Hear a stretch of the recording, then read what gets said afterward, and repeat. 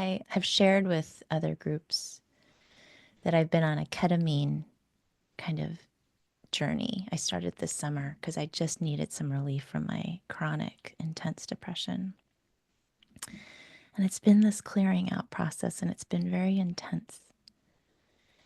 And I've done it in such a mindful way of making sure that I have a guide. So, my colleague who I do my podcast with, who I trained as a clinician. So, it's lovely to be supported by her in this way. I had a session this past weekend, and it was like I had stopped sleeping in February because of my ketamine session then, because it brought up so much that was very confusing and overwhelming. And this last one kind of felt like this bringing together.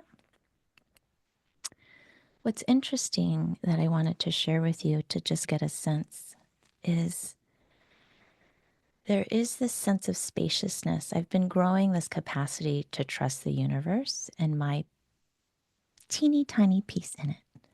One of the phrases that kept coming in was I was connected to either a past life or something where I was a scribe for a emperor or somebody in the royal court.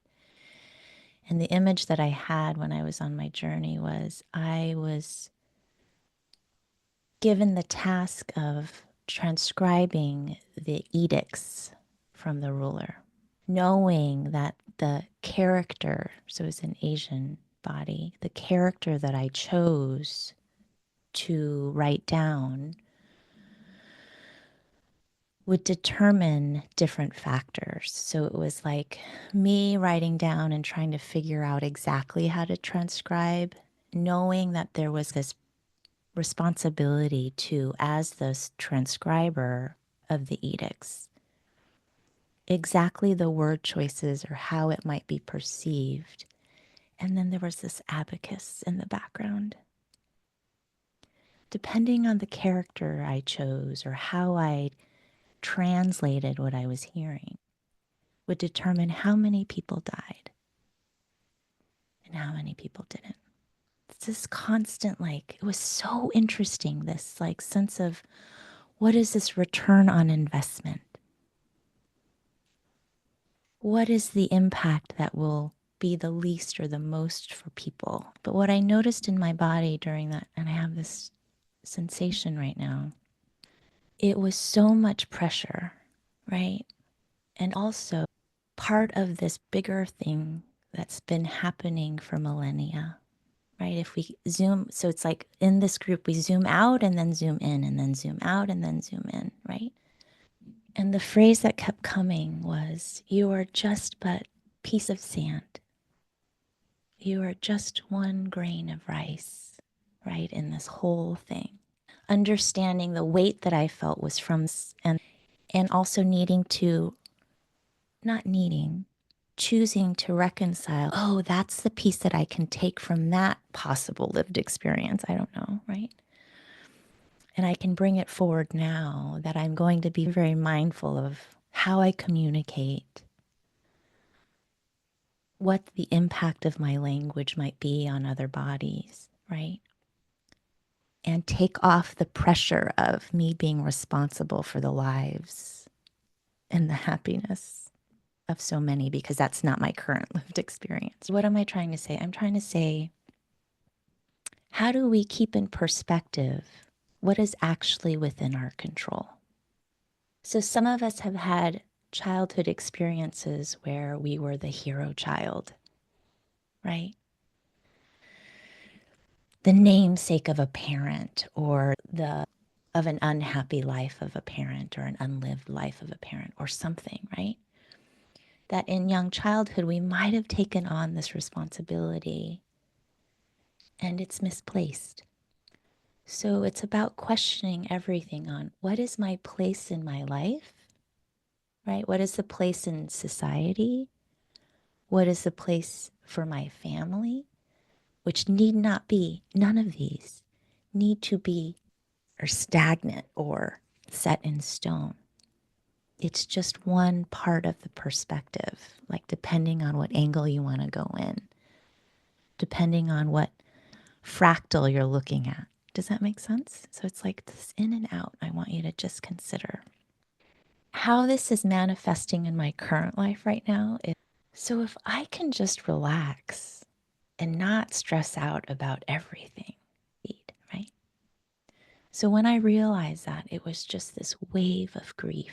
Because I think unconsciously what I've been doing is I've been keeping everyone at arm's length because I didn't want to be responsible for their life or their death. It's so weird how these things manifest in our lives, right? Keeping people at an arm's length, and also keeping people at an arm's length because there is this belief in my body that I am not lovable. So it's like amazing how it fits together. And so one of the insights that I got later was, oh, I've been feeling so lonely for so long, but I haven't been alone. I was like,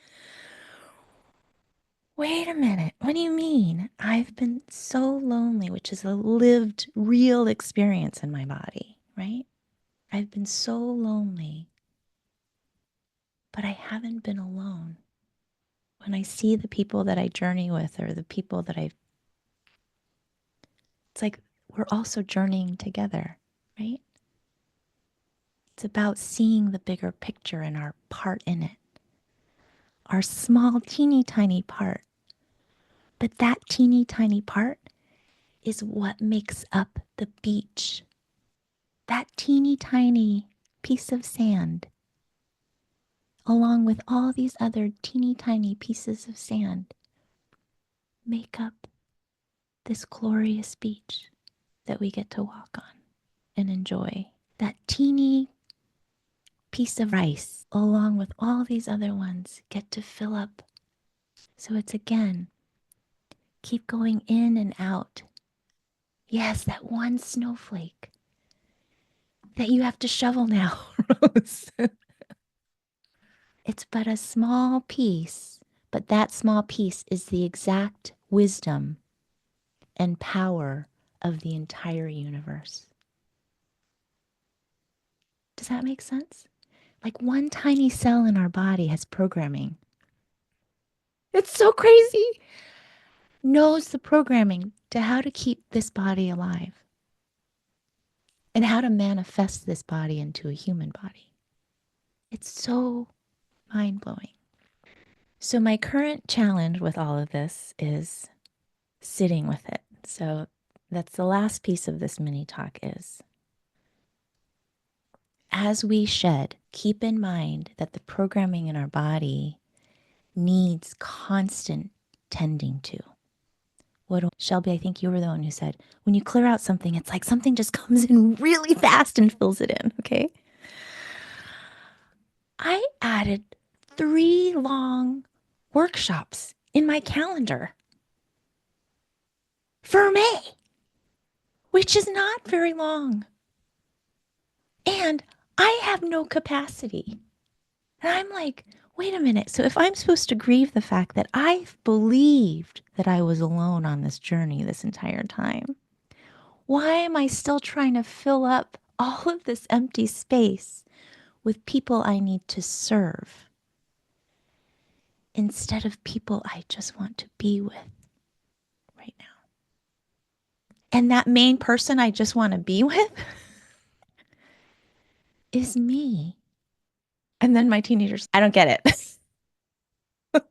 I don't get it. I don't get it, Judy. I'm like, I know it's okay. Just chill out. We're not going to do those workshops. So, no, we're not going to do all of them. Okay. We're just going to slow it down. We're going to be mindful. Okay. So, again, as we clear out what we clear out together, be like, oh, that's so interesting. I just scheduled all these things. Is that what I want? Where is this impulse coming from? And then change your mind. Send the email and go, just kidding. Let me model how to change your mind. Let me model how to reduce the amount of time I'm going to offer. Let me model living in a body whose needs and wants dynamically change. While giving informed consent, this might be hard to hear, but we're going to change it up in this way. Let me know how you feel, knowing that you're going to take care of those feelings. But I care about your feelings, and I'm still going to do what's best for me, because I can't serve you if I don't do what's best for me, because I'm a grain of sand, and so are you. And together we create the beach. That is the end of my mini talk. Everyone take a sip.